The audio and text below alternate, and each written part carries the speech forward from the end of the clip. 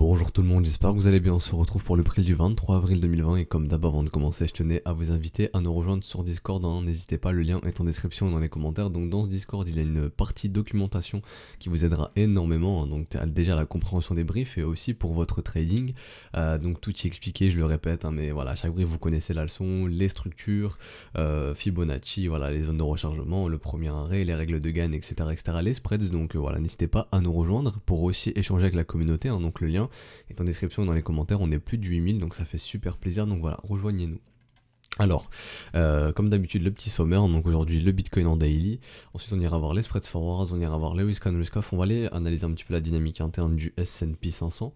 On va repartir sur notre petite étude de la navigation des capitaux. Donc vous le savez, avec l'altcoin dominance, la Bitcoin dominance, la capitalisation totale et Ethereum BTC, qui pour moi lead le marché des altcoins contre le Bitcoin et aussi contre le dollar probablement, même si Bitcoin lead majoritairement, mais voilà, Ethereum pour moi lead les alts contre le Bitcoin. Et on ira voir un petit peu la dominance sectorielle, on va voir donc dans quel secteur se dirige, en tout cas dans les altcoins, dans quel secteur des altcoins les capitaux se dirigent le plus. Et pour terminer, on ira analyser un petit peu les altcoins, donc Ethereum, XRP, Litecoin, Binance Coin, Neo, Dash, XTZ et Link. Désolé si je parle un petit peu du nez, c'est les allergies en ce moment. Voilà, je suis pas passé outre les allergies, donc voilà, désolé si je parle un petit peu du nez, je m'en excuse d'avance. Alors pour le Bitcoin, on avait identifié cette battle zone, donc tout simplement pourquoi cette battle zone, cette zone de combat entre vendeurs et acheteurs ou entre acheteurs et vendeurs, ça dépend. C'est la même chose mais bon ça dépend dans quel sens vous le dites. Donc tout simplement parce qu'en fait c'est soit ça part, si on casse ici, soit ça part en M, donc auquel cas on se dira ok dynamique baissière très probable, donc on ira se rediriger vers le premier arrêt, on inversera, non je vais pas faire ça, on inversera cette dynamique depuis plusieurs semaines maintenant dans laquelle on fait DW dans DW, donc qui est une dynamique haussière, donc on est bien dans un rallye contre-tendance ici, et auquel cas si on fait des M, voilà, on inversera cette dynamique qui était haussière ici. Et on pourrait dire que ici probablement c'était notre top. Alors que si on résout ici avec un W, donc si les bulls cassent les 7300$, on se dira ok on continue de faire des W dans des W, donc typique d'une dynamique haussière.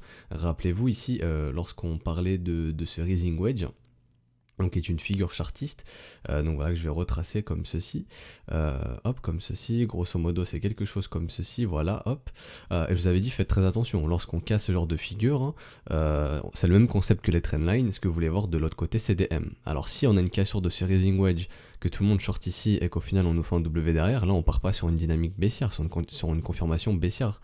Vous vous rappelez, je vous avais dit que lorsqu'on a une cassure, on veut voir un M et reprendre une dynamique baissière de l'autre côté. Si on fait un W et en plus de l'autre côté de cette trendline, tous ceux qui ont shorté ici vont se faire squeeze, et ça on y reviendra, vont se faire liquider, squeeze, et on y reviendra ça quand on parlera un petit peu d'order flow, parce que c'est très probable que ça arrive du coup, parce que quand on analyse l'order flow, il y a pas mal de choses à dire. Mais en tout cas, techniquement, nous ce qu'on voit, c'est battle zone entre les 6004 et les 7003. Donc si les bulls percent les 7003, on peut avoir un W de l'autre côté de cette trendline. Et ce qui serait pas aberrant, ce serait tout simplement de voir une target de continuation. Donc la plus grosse target de continuation ici serait tout simplement un mouvement de type AB égale CD, comme ceci, qui pourrait nous ramener voilà, sur les 10 000$, 10 100$. Donc voilà, si on fait ce W, potentiellement une target de continuation qui nous ramène à 10 100. Ça veut pas dire que le marché, bien entendu, va partir comme ça. Il peut, mais j'en sais rien, mais bon, voilà, faut pas se mettre ça en tête.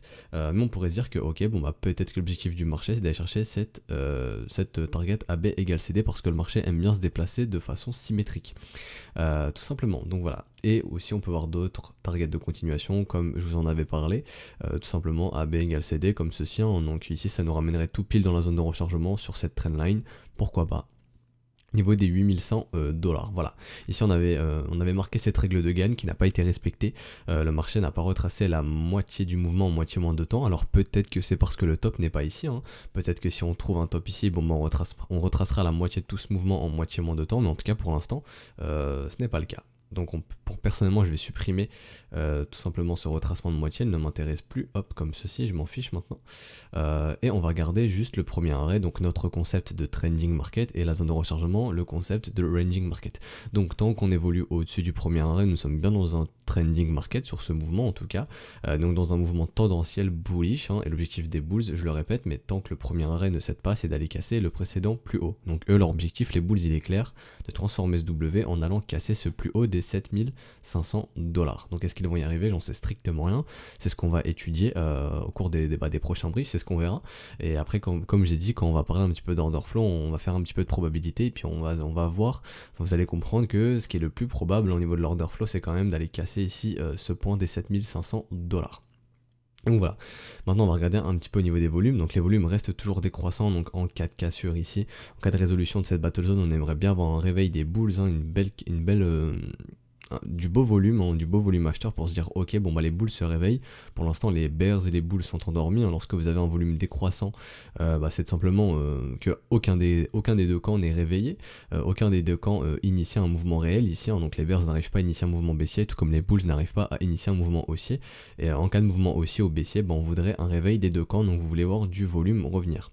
Au niveau de William, il n'y a rien à dire. Voilà, William, il n'y a strictement rien à dire. Au niveau du momentum, on commence à avoir des M dans des M sur le momentum ici, donc ce qui annonce un momentum qui est divergent, donc qui est indiqué aux bulls de laisser le moteur refroidir. Sachez que je le répète souvent, mais des divergences ne veulent pas dire le cours va dump. Ça veut tout simplement dire, premièrement, en premier lieu, que les bulls doivent laisser le moteur refroidir, que les bulls doivent se calmer, chose qu'ils ont fait ici, hein, depuis le 7 avril, donc maintenant depuis quasiment 2 semaines et demie, on n'a pas de nouveau plus haut. Donc ici les bulls se sont calmés.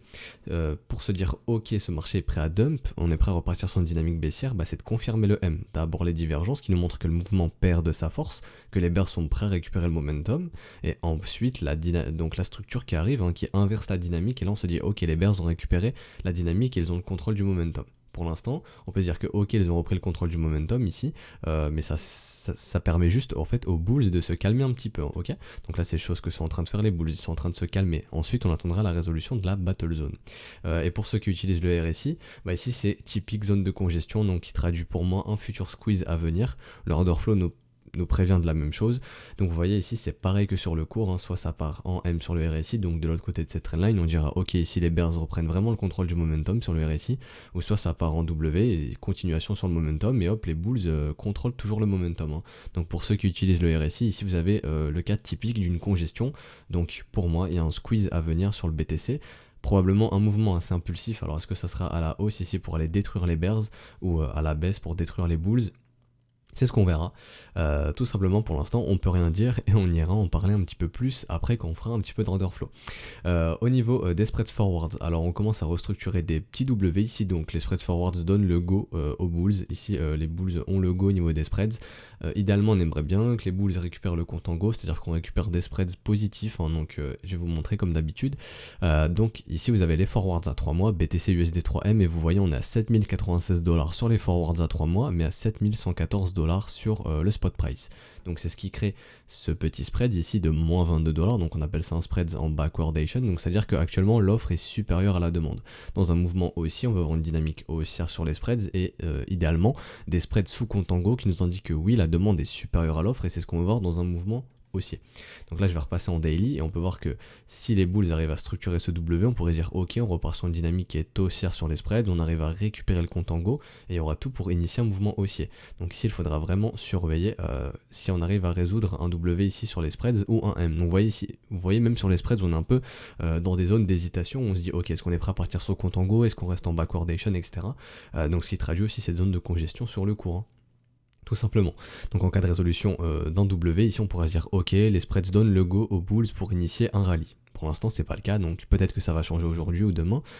Du coup on reparlera de ça demain. Ok. C'est la même chose sur Ethereum, hein, la même chose sur Litecoin. Il n'y a pas grand chose à dire. Personnellement il n'y a que les spreads de Bitcoin qui m'intéressent. Mais bon là je mets Ethereum et LTC, des fois il y a des choses à dire. Et au niveau de notre petite analyse pour savoir un petit peu comment se dirigent les capitaux plus profondément dans le marché, on peut voir qu'on continue de voir des M dans des M sur nos spreads Tether USDT. Donc il nous invite à penser tout simplement que les capitaux quittent l'USDT pour aller dans le marché crypto. Donc ce qui est encourageant pour les bulls, hein, si vous avez une pression acheteuse tout simplement, c'est ce qu'on va voir pour les bulls, c'est-à-dire des capitaux qui quittent l'USDT pour aller dans le marché crypto. Voilà. Donc ici on commence à avoir des spreads assez encourageants. Si on regarde ici, hein, si je repasse en 6 heures, on commence à revoir des petits W dans un potentiel W daily pour récupérer récupérer le compte en Go. Donc voilà, les spreads sont assez encourageants pour les bulls. Notre analyse au niveau des spreads USDT sont aussi assez encourageants pour les bulls. Donc voilà, maintenant il faut concrétiser pour les bulls tout simplement. Au niveau des risk off risk on, aujourd'hui il s'est pas passé grand chose hier. Je vois pas grand chose à dire qui pourrait corréler Bitcoin au S&P, etc. Donc si Bitcoin est toujours corrélé au S&P, on voit que S&P lui aussi laisse un petit peu le moteur refroidir. D'ailleurs on va aller un petit peu analyser la dynamique du S&P, on va aller sur le CFD. Hop, donc qu'est-ce qu'on avait identifié? Voilà, on avait identifié cette divergence potentielle qui est maintenant confirmée. Donc encore une fois, ça ne veut pas dire que S&P va dump, ça veut dire que ok, laissez le moteur refroidir les bulls, chose qu'ils sont en train de faire ici, depuis plusieurs sessions maintenant, on va pas chercher de nouveaux plus hauts. Donc est-ce qu'on est en train de repartir dans une dynamique baissière? C'est plausible.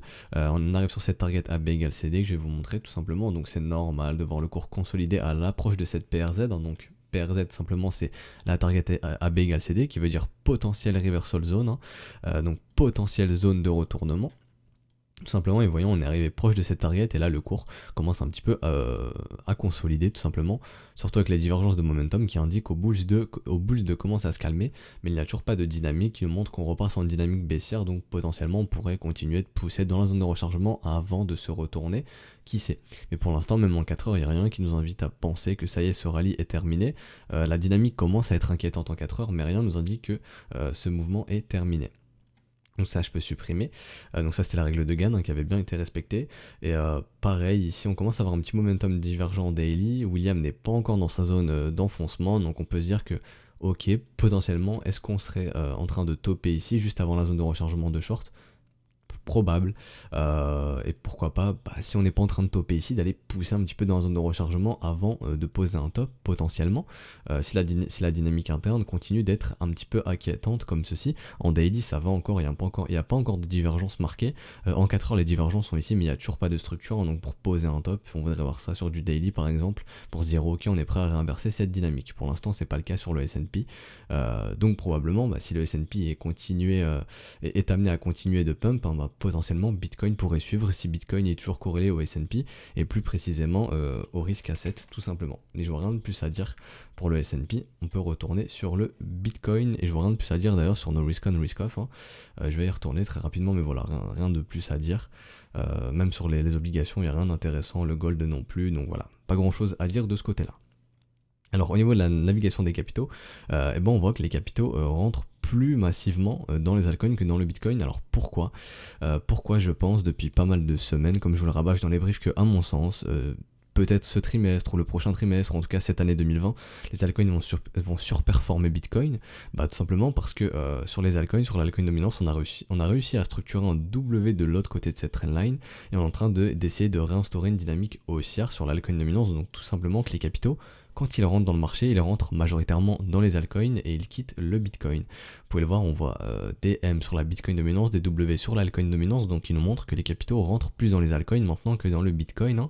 Donc le Bitcoin c'est la réciproque de l'altcoin dominance tout simplement, donc c'est pour ça que si on voit un W sur l'altcoin dominance, on voit un M sur la Bitcoin dominance.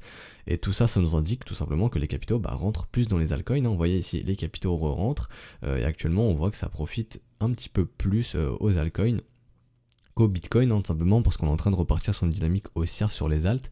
Et sachez qu'au niveau de la saisonnalité, il faut savoir que le printemps c'est très favorable pour un rallye, tout simplement. Buy when it snows, sell in May and go away. Donc achète en hiver, achète quand il neige et vend au mois de mai et casse-toi. Donc voilà, le marché crypto aime bien faire des rallyes et c'est semblable pour tous les marchés. On aime bien faire des petits rallyes au printemps tout simplement. Donc le deuxième trimestre financier et ensuite on arrive en juillet, les institutions se cassent en vacances. Donc voilà, petit rallye avant de partir en vacances tout simplement. C'est ce qui arrive très souvent sur les marchés. Donc là la saisonnalité est très favorable pour un rallye contre tendance des alts. Donc c'est pour ça que je vais sortir un épisode Shad sur la stratégie Shad tout simplement samedi ou dimanche. Donc là je suis en train de le préparer, j'ai demandé dans le Discord quels altcoins vous aimeriez voir et j'ai ma petite liste, donc je vais pouvoir m'y pencher ce week-end. Alors Ethereum, Bitcoin, pourquoi je le mets dans cette analyse?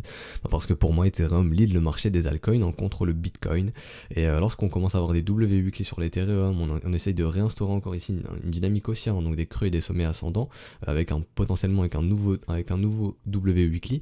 On peut se dire que ok, les altcoins vont surperformer Bitcoin, en tout cas Ethereum actuellement est en train de surperformer Bitcoin. Pourquoi on voit un Bitcoin qui a topé le 7 avril et on voit un Ethereum qui lui a été poussé plus haut. Donc ici le 7 avril Bitcoin était à 7400 et ici on a un Ethereum qui quelques jours plus tard lui a été chercher 189 $. Donc vous voyez ici Ethereum va chercher un nouveau plus haut, mais pour l'instant Bitcoin lui ne va pas chercher un nouveau plus haut. Tout simplement parce que comme on l'a vu ici Ethereum est en train de surperformer Bitcoin et on le voit ici dans la dynamique, parce qu'on commence à instaurer des W dans des W. A contrario ici on a instauré des M dans des M, donc tout simplement ici Bitcoin avait surperformé Ethereum, mais là Ethereum est en train de surperformer Bitcoin parce qu'on commence à avoir des W dans des W tout simplement. Et vu que Ethereum lead le marché des alts, comme je vous ai répété, ça pourrait profiter aux autres altcoins. Parce que tout simplement les altcoins sont dans un état léthargique, c'est-à-dire que c'est horizontal de partout. Je prends une alt que je vais vous parler, une des alts dont je vais vous parler pour l'épisode Shad. Mais voilà, si vous partez par exemple sur des alts comme ceci, vous voyez, ça ne bouge pas, c'est horizontal. C'est ce genre de marché qui nous intéresse, on n'achète pas quand c'est vertical comme ceci. On cherche à acheter quand c'est horizontal, quand on voit le beau W se montrer. Et on voit qu'il y a des alts qui sont très horizontales comme ça, donc il ne faudrait pas être étonné de voir des alts effectuer des rallyes contre tendance comme ceci au printemps. Voilà, il ne faudrait pas être étonné de voir des choses comme ceci par exemple. Mais ça j'y reviendrai dans l'épisode Shad dimanche, tout simplement. Donc là on a fait un petit peu l'analyse des capitaux au sein du marché, donc on va aller voir la dominance sectorielle.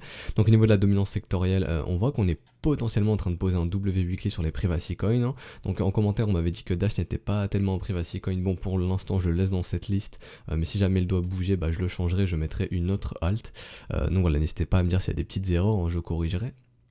Tout simplement, je pourrais le remplacer par un PIVX par exemple, ou je sais pas, par une autre coin, si jamais. Mais en tout cas, on voit que sur les privacy coins, potentiellement en train de faire un W weekly, donc les privacy coins pourraient être les assets les plus recherchés dans ce potentiel rallye contre tendance, qui se met en place potentiellement pour le printemps, pour mai, juin, qui sait. On voit aussi que les smart contracts sont pas mal recherchés, donc là j'ai retiré ETH parce qu'il aurait trop été pondéré dans l'indice tout simplement, mais on voit que les smart contracts sont pas mal recherchés aussi, les ASEAN coins qui sont pas du tout recherchés, et les interop coins qui sont pas mal recherchés, mais bon, Link est pas mal pondéré aussi dans cet indice, donc voilà, potentiellement pas le retirer, mais se dire ok, bon, si Link pump, c'est normal de voir les interop coins exploser aussi sur cet indice. Voilà, mais en tout cas on voit que tout ce qui est smart contracts et privacy coin, potentiellement ça pourrait être les grands gagnants du prochain rallye contre tendance de ce printemps, s'il y en a un. Donc potentiellement se pencher sur les privacy et les smart contracts coins, je vais y arriver, désolé. Donc là on va retourner un petit peu sur le BTC et on va parler un petit peu d'order flow comme je vous ai dit en début de brief. Alors au niveau du Bitcoin, qu'est-ce qui me fait penser qu'on peut être amené à aller squeeze les vendeurs? Il faut savoir que lorsqu'on est venu taper la résistance ici des 7300, qu'on est venu poser ce top, on était un open value de 60 000, donc ce qui est assez bas. Donc c'est dur pour les market makers d'initier des mouvements tout simplement, des mouvements bien impulsifs s'il n'y a plus beaucoup de gens à liquider. Pourquoi je pensais ça? Parce qu'on avait des liquidations vendeuses décroissantes, donc ce qui nous amenait à penser qu'ici il y avait de moins en moins de vendeurs à liquider et que si vous voulez continuer de faire pumper ce marché, vous avez besoin de faire liquider des vendeurs. Des fois on me demande en commentaire, mais pourquoi il faut liquider les vendeurs? Parce que les liquidations des vendeurs, des vendeurs financent les profits, tout simplement les profits. Le marché veut plus de perdants que de gagnants pour financer les gagnants, c'est comme ça que le marché est rentable, donc c'est pour ça qu'on pourrait être amené à les squeeze les vendeurs. Pourquoi je dis ça? Parce que comme je vous expliquais, lorsque le cours monte, il n'y a pas d'intérêt, vous voyez, l'open value n'augmente pas, c'est-à-dire que les gens ne sont pas chauds pour acheter, donc si les gens ne sont pas chauds pour acheter, c'est rentable pour le market maker d'aller pousser le marché à la hausse. Parce qu'il n'y a pas beaucoup de gens qui osent rentrer dans le marché à l'achat, donc ça coûte pas cher de faire monter le marché parce que les gens ne peuvent pas prendre beaucoup de profit. Mais si le market maker il voit qu'il liquide de moins en moins de gens, pourquoi il va continuer de faire pumper ce marché? Il a besoin de plus de vendeurs pour faire pumper ce marché. Qu'est-ce qu'on voit? Le cours est horizontal, l'open value ne fait rien, le cours monte, l'open value diminue. Donc il n'y a pas d'intérêt à l'achat, mais les liquidations sont décroissantes, donc il n'y a plus assez de vendeurs à liquider. Le market maker il peut se dire ok je temporise et je vois maintenant. Le market maker temporise, les market makers temporisent et ensuite on voit quoi? On voit dès que le cours baisse, vous voyez l'open value explose. Donc dès que le cours baisse, il y a énormément d'intérêt vendeur. Ici le cours est horizontal, l'open value ne fait rien. Ici on a un squeeze, hein, donc l'open value descend, vous voyez, donc ici le cours remonte, l'open value n'augmente pas, donc il n'y a toujours pas d'intérêt acheteur. Ici c'est du short squeeze. Là, on dégueule, le cours dégueule, vous voyez quoi, l'open value il explose. Donc dès que ça baisse, encore énormément d'intérêt vendeur. Ici, pareil, vous voyez, on remonte, on squeeze les vendeurs, ici l'open value diminue, mais toujours pas d'intérêt acheteur. Ici, le cours diminue, l'open value explose. Donc dès que ça baisse, il y a énormément d'intérêt vendeur. Ok, on revient taper la résistance ici. Donc on est passé d'un open value de 60 000 à 67 000. Donc il y a 7 000 BTC de leverage en plus. Donc si on met l'open interest, donc là c'est le calcul en dollars. Hein. Personnellement je regarde que l'open value. L'open interest ne m'intéresse pas parce qu'il est corrélé au prix. Tout simplement, si le prix du Bitcoin augmente fortement, l'open interest peut fortement augmenter. Moi ce qui m'intéresse c'est l'open value, mais pour que vous ayez une visibilité en dollars, hein, ça va être plus parlant pour vous. Donc ici on vient tester la première fois la résistance avec un open interest de 444 millions. On revient la tester une deuxième fois avec un open interest de 477 millions. Donc ici, il y a beaucoup plus de vendeurs ici qu'il n'y en avait ici, ok. Donc pourquoi je dis qu'il y a plus de vendeurs? Comme je vous l'ai montré, dès que le cours descend, l'open value explose, donc il y a vraiment un gros intérêt vendeur ici. L'open value explose, hein. Dès que le cours baisse, l'open value explose, donc beaucoup d'intérêt vendeur, et le founding est très négatif. Donc ce qui peut nous dire aussi que c'est beaucoup de vendeurs, mais ça se voit de toute façon. Quand le cours monte, l'open value n'explose pas, mais quand ça descend, l'open value explose. C'est pas des gens qui buy le dip ici, hein. C'est des gens qui short parce que le marché descend tout simplement. Et ensuite, là on est en train de revenir taper la résistance, hein, donc aux alentours des 7000, 7100, et on se retrouve avec un open value de 74 000. Donc une première fois on est venu taper la résistance avec un open value de 60 000, une deuxième fois on est venu taper la résistance avec un open value de 67 000, 68 000 grosso modo, et là on revient taper la résistance une troisième fois avec un open value de 74 000, dont majoritairement des vendeurs. Donc vous passez d'un open interest de 440 millions une première fois, à une deuxième fois, on revient taper la résistance une deuxième fois, un open interest de 480 millions grosso modo, on revient la taper une troisième fois avec un open interest de 534 millions. Donc vous êtes passé de 440 à 540 grosso modo, ici 540. Donc il y a 100 millions de positions leveragées en plus. Et on sait, en tout cas moi de mon interprétation, c'est que c'est majoritairement des vendeurs. Donc tout simplement, qu'est-ce qui s'est passé ici? Grosse accumulation de short dans cette zone, et actuellement, ce qui fait que les liquidations se trouvent plus haut. Donc tout simplement le market maker il a réussi ici à stacker énormément de short et maintenant il peut aller les liquider tranquillement. Donc ce qui m'invite à penser, en tout cas l'order flow m'invite à penser qu'il est plus probable de résoudre cette battle zone à la hausse et d'avoir un mouvement de continuation haussier. Tout simplement pourquoi? Parce qu'il y a beaucoup plus de vendeurs qu'il n'y en avait avant et que maintenant à mon sens c'est rentable d'aller liquider les bears, hein, parce que ici on avait 60 000 BTC leveragés, maintenant on en a 75 000, hein, donc 15 000 bitcoins en plus sur BitMEX, et dont majoritairement des shorts, tout simplement. Donc voilà, maintenant ce qui m'invite à penser que ça y est, le market maker il a la voie libre pour aller liquider les vendeurs et pourquoi pas aller pousser ce marché. Tout simplement. Voilà. Pour ceux qui étaient restés dans le brief de mardi il me semble, je vous avais expliqué que sur ce mouvement ici, lorsque vous commencez à avoir des liquidations décroissantes, c'est que le mouvement, en fait il y a deux choix, c'est soit le mouvement est proche d'être fini et on va repartir dans le sens inverse, donc chose qui a été faite ici, ou soit on va accélérer le mouvement, donc un couteau va tomber pour aller liquider plus massivement les bulls. On voit qu'ici les bulls n'ont pas été liquidés. Il y avait de moins en moins de bulles à liquider, donc on repart dans le sens inverse, hein, surtout que ici c'est encore l'exemple typique, vous voyez, le cours baisse, ici on passe de 7100 à 6700, l'open value il fait quoi? Il explose. Donc vous voyez ici, dès que le cours baisse, l'open value explose. Et ici, le cours augmente, vous voyez ici, le cours monte, l'open value il fait quoi? Il diminue. Donc s'il n'y a pas beaucoup d'intérêt, il n'y a pas énormément d'intérêt acheteur. Dès que le cours baisse, les gens sont chauds pour short, mais quand ça monte, il n'y a plus personne pour acheter. Et donc ça, de mon analyse personnelle, hein, de mon interprétation personnelle de l'order flow, c'est simplement que si vous avez un marché, quand vous le faites pumper, il n'y a personne qui ose l'acheter, ça vous coûte rien du tout de le faire monter. Il n'y a pas de gens qui prennent de profit, ça vous coûte rien. Mais par contre, quand vous le faites baisser, il y a énormément de shorters. Donc là, c'est rentable pour vous de pousser le marché. Donc c'est pour ça, raison de plus, que je pense que les market makers maintenant ont tout intérêt à aller casser la résistance pour aller liquider tous les vendeurs.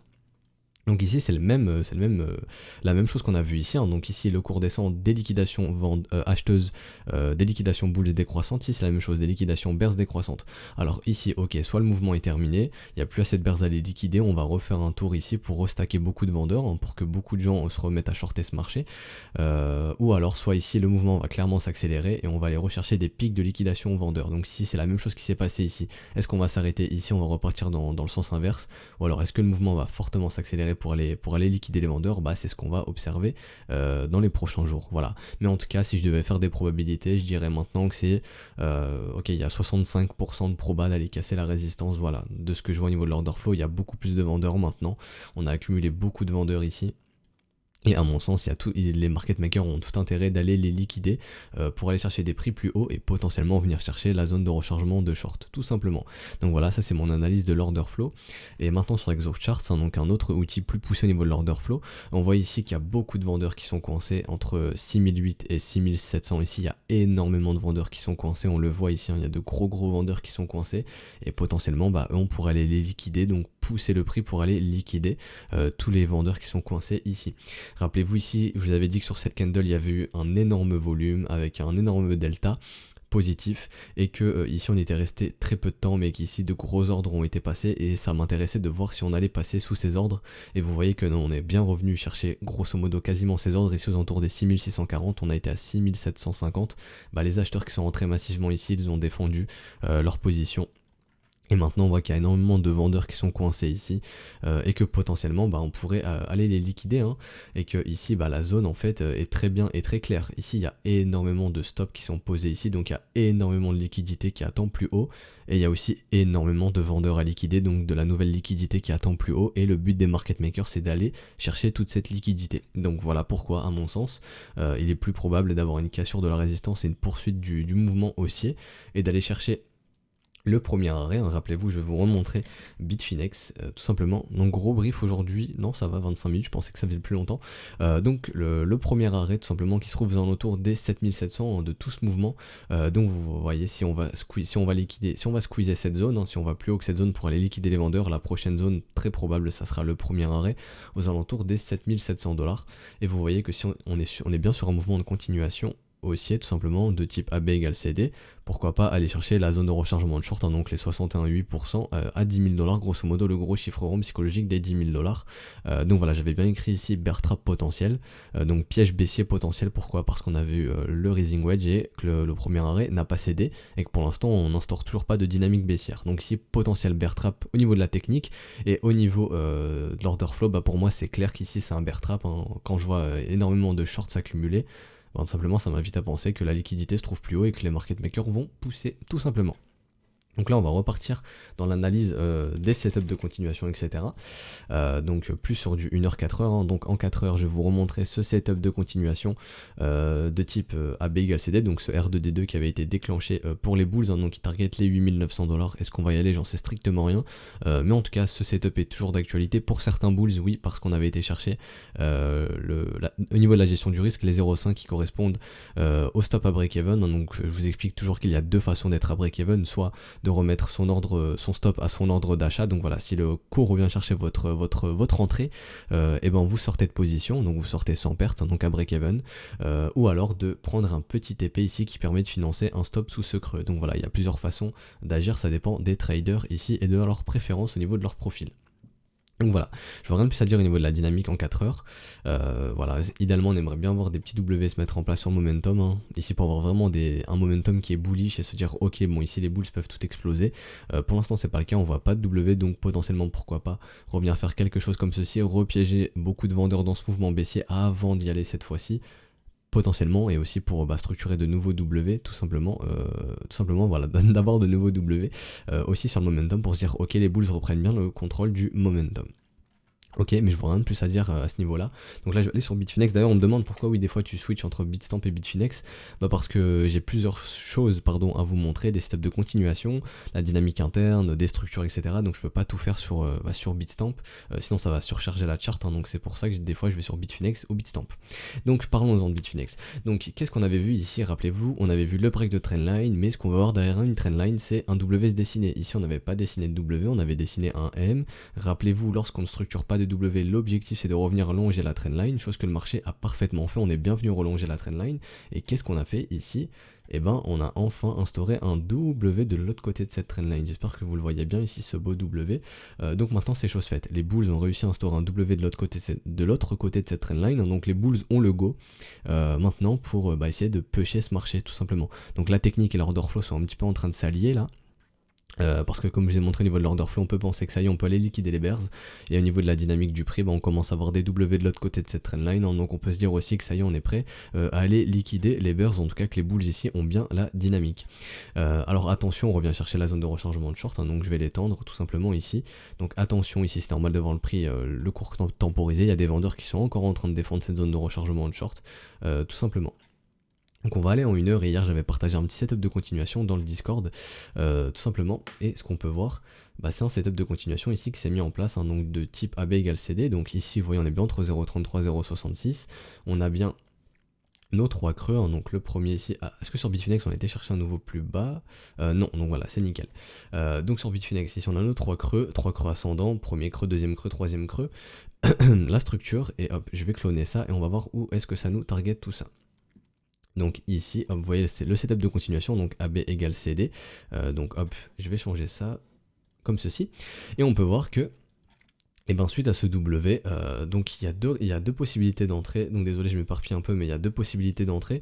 Donc c'est soit d'acheter ce W ou d'acheter ce W, ça dépend. Personnellement, j'expliquais dans le Discord que j'étais plus à l'aise d'acheter ce W, hein. Mais en tout cas, ce setup de continuation est bien déclenché. Pourquoi? Parce qu'on a nos 3 creux ascendants, ici premier creux, deuxième creux, troisième creux. Pour moi, il y a la structure pour encadrer, et le biais institutionnel était bien bullish, hein, lorsque la structure s'est faite. Donc voilà, on a les raisons pour entrer dans ce setup R2D2, et on peut voir que maintenant, les bulls qui sont rentrés dans ce setup de continuation, les traders de continuation sont à break-even, donc quoi qu'il arrive sortent sans perte, et ce qui tombe bien ici, c'est qu'ils sont à break-even tout simplement dans la zone de rechargement de short. Donc là ce setup fait complètement sens, et il target les 7500 $, donc vous voyez ici ce setup est déclenché. Et il target les 7500 $, donc on va en suivre l'évolution. On le faisait déjà hier dans le Discord, mais maintenant je le fais avec vous dans le brief d'aujourd'hui, tout simplement. Voilà, donc je vois rien de plus à dire, on va aller voir un petit peu les volumes. Donc attention ici, petite divergence prix-volume, hein, donc on aimerait bien avoir un retour du volume acheteur pour les bulls. William est dans son enfoncement, donc voilà, si jamais on est amené à perdurer, on peut continuer de perdurer, on peut pousser encore ce mouvement. Attention ici, petite divergence confirmée, donc ça ne veut pas dire oh là là ça va dumper, ce mouvement est terminé, non, ça veut simplement dire attention les bulls, en 1 heure, vous devez laisser le moteur refroidir, chose qu'ils sont en train de faire. Vous voyez, si on laisse le moteur refroidir, mais tant qu'on voit pas de M, on pourra pas se dire ok, on est prêt à venir retracer ce mouvement ici. Donc on peut tout simplement partir sur des nouveaux setups de continuation, de nouveaux mouvements de continuation, hein. Donc typique ici de AB égale CD comme ceci. Hop. Je vais essayer de vous pousser ça encore une nouvelle fois, tout simplement, donc se dire ok, un creux, deuxième creux, ici avoir un troisième creux comme ceci, hop, W, et puis hop, repartir, continuer, hein, tout simplement. Mais pour l'instant on ne voit pas de M, donc voilà, les bulls, calmez-vous un petit peu sur ce mouvement pour l'instant, parce qu'on est en zone de rechargement de short. Ici le momentum nous invite à penser que, avec cette petite divergence, que les bulls doivent se calmer un petit peu, mais ici il n'y a rien qui nous indique qu'on a une reprise baissière sur du 1 heure. Donc voilà, pour l'instant on va suivre l'évolution de ce setup qui target à 7500 et qui au final permettrait d'aller bust ici ce précédent sommet et d'aller liquider les bears. Donc voilà, en 1 heure je vois rien de plus à dire, à part ce petit setup de continuation dont on va suivre l'évolution. Donc voilà, c'est terminé pour le BTC, je vais retourner sur Bitstamp pour demain, comme ça la charte elle peut save, elle peut sauvegarder, mais je vois rien de plus à dire au niveau du Bitcoin. Je pense que voilà, j'ai pas mal parlé du BTC, 32 minutes, on a vu la technique, on a vu l'order flow, donc voilà, retenez juste qu'au niveau des probabilités, à mon sens, hein, lorsque je regarde l'order flow et la technique un petit peu, lorsque je commence à avoir des W en 4 heures de l'autre côté de la trendline, et je commence à avoir des steps de continuation se mettre en place, etc. Et que je commence à voir les spreads faire des petits W, ça m'invite à penser que maintenant il est plausible d'aller casser ce sommet ici et de poursuivre sur ce mouvement haussier, et comme je vous l'ai montré au niveau de l'order flow aussi, avec tous les vendeurs qui sont coincés ici, tous les vendeurs qui ont shorté cette zone, hein, et qui sont majoritairement coincés entre les 6008 et les 6700 $, ici sur cet outil qui me permet de le voir. Donc voilà, donc on a fini pour le Bitcoin, on va pouvoir aller sur les alts maintenant, j'ai assez parlé. Donc Ethereum qui avait été chercher un nouveau plus haut, je vous avais expliqué pourquoi c'est cohérent, hein, parce que tout simplement on commence à avoir un Ethereum qui surperforme Bitcoin, donc c'est cohérent de voir l'Ethereum plus pumpé qu'un Bitcoin. Donc Ethereum toujours dans son rallye contre tendance, pourquoi? Parce qu'on continue de voir des W dans des W avec une dynamique qui est haussière, un creux et sommet ascendant. Ici on a un momentum qui commence à être divergent, donc la divergence est confirmée ici. Donc attention, ça ne veut pas dire ça va dumper, ça veut dire tout simplement les bulls, calmez-vous un petit peu. Voilà, s'ils ne veulent pas se calmer, ils vont le faire comprendre, ils vont continuer de faire pumper ce marché, aller dans la zone de rechargement de short, hein. Mais ici ça veut dire tout simplement aux bulls, calmez-vous pour le moment, mais ça ne veut pas dire ça va dumper. Ok, il n'y a toujours pas de M qui nous invite à penser que la dynamique s'inverse et on évolue toujours bien au-dessus du premier arrêt. Au niveau du premier arrêt, on est toujours bien au-dessus du premier arrêt, donc ce mouvement tendanciel est toujours bullish et l'objectif des bulls c'est d'aller chercher des nouveaux plus hauts tout simplement. Voilà, et la prochaine zone, hein, si on est bien en train de s'affranchir du premier arrêt, chose qui est en train d'être faite à mon sens, bah, c'est la zone de rechargement de short entre les 246 et les 213 $, voilà pour Ethereum. Pour XRP, c'est la même chose que BTC, on l'a vu, Battle Zone pour moi, donc soit ça part en M, soit ça part en W. Si ça part en W, bah ici pareil, hein, mouvement de continuation qui serait pas aberrant, de type AB égale CD, un mouvement symétrique tout simplement. Ici qui nous ramènerait dans la zone de rechargement de short aux alentours des 26 centimes de dollars, hein, si on s'affranchit bien du premier arrêt. Vous connaissez la leçon, si on s'affranchit du premier arrêt, la prochaine zone probable c'est la zone de rechargement de short ici, donc simplement entre les 25 centimes de dollars et les 29 centimes de dollars. Donc voilà, on attendra la résolution de cette battle zone, hein, qui est entre les 17 et 20 centimes grosso modo. Soit ça part en W, donc très probablement en mouvement de continuation, ou soit ça part en M et on peut se dire ok, et ben on repart sur une dynamique baissière et la prochaine zone qui nous intéressera c'est la zone de rechargement, tout simplement. LTC c'est la même chose que XRP et que Bitcoin, hein. Ici Battle Zone, soit ça part en W, soit ça part en M. Je vais vous afficher la target de continuation ici. Hop, tout simplement, on clone, hop, on vient poser ça là. Donc en cas de résolution de W, on pourrait partir bien chercher le ratio doré des des 61,8% tout simplement, aux alentours des grosso modo 61-60 dollars. Donc voilà, si on s'affranchit du premier arrêt, la prochaine zone encore une fois, ça sera la zone de rechargement de short à surveiller, hein, donc entre les 61 dollars et les 71 dollars. Il y a notre wake of check qui n'a pas été effectué. Rappelez-vous, le wake of check c'est le fait de revenir taguer la neckline de la précédente structure en M ici, donc tout simplement de revenir taguer cette neckline, hein. Le marché y revient très très souvent, donc donc voilà pourquoi ça ferait sens de revenir chercher la zone de rechargement de short et dont le wake of check, hein, donc les 67 dollars. Binance Coin cette fois-ci, donc Binance Coin qui poursuit son rallye contre tendance. Qu'est-ce qu'on voit? Et ben on voit un Binance Coin qui fait des creux et des sommets ascendants comme ceci, donc des W dans des W typiques d'une dynamique haussière. Donc ici on est toujours bien dans ce rallye contre tendance. On peut aller étudier un petit peu le momentum. Ici c'est pareil, le momentum commence à diverger. Donc attention, ça veut pas dire qu'on va dumper, encore une fois je le répète, ça veut dire les bulls faites attention. William a quitté son état d'enfoncement, donc on peut se dire encore une fois les bulls faites attention. Ici on a un volume aussi acheteur qui est décroissant, donc encore une fois les bulls faites attention. Mais si Binance Coin a envie de pousser, il peut pousser parce qu'on n'est pas dans une dynamique baissière, on est bien dans une dynamique haussière, hein. Et la prochaine zone à surveiller, ce sera la zone de rechargement de short si on est amené à y aller entre les 23 dollars et les 19 dollars. Neo, bah, c'est la même chose ici.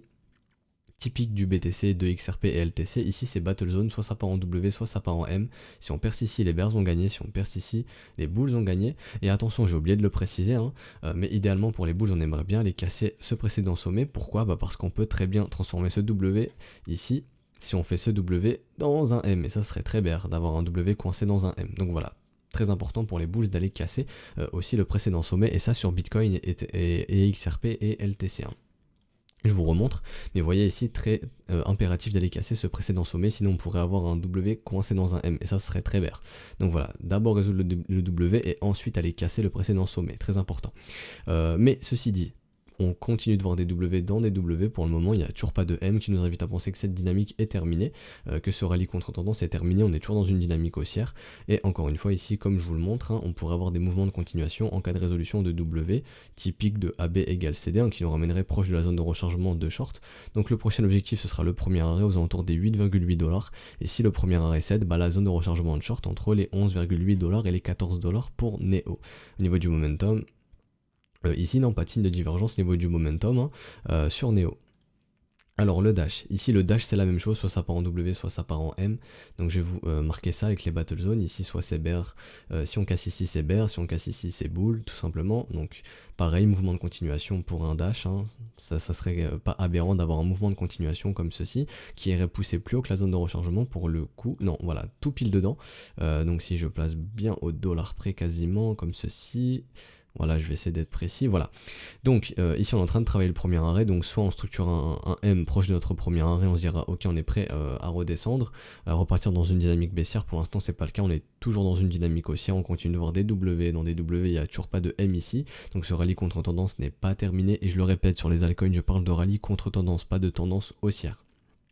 Alors, et Dash, la prochaine zone, si on s'affranchit bien du premier arrêt, ce sera la zone de rechargement de short entre les 124$ et les 104$, et cette target de continuation à 120$ tout simplement.